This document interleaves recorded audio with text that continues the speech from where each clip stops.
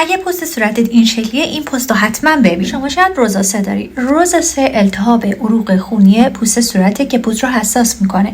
به 4 شکل ممکنه دیده بشه. درسته اول پوستشون دچار گر گرفتگی و قرمزی میشه، سوزن میشه، سوزش دارن و رگ‌های خونیشون دیده میشه. بیشترم پیشونی، بینی، گونه ها و چونه درگیر میشن. عکس رو ببینید.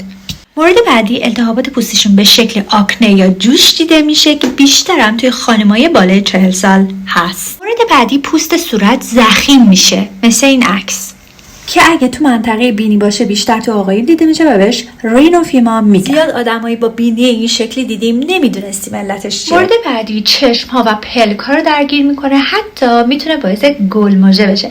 همه این تصاویری که بهتون نشون دادم روزاسه هستن و درمان خاص خودش رو میخواد، بسته به اینکه کدوم نوعش رو گرفته باشید. یکی از درمانهاش آزلالیک اسیده. اگه شک میکنید که روزاسه دارید حتما به دکتر مراجعه بکنید، ایشون هم تایید میکنه. یه سری عوامل روزاسه رو بدتر میکنه که اگه خواستید توی پست دیگه بهتون میگم.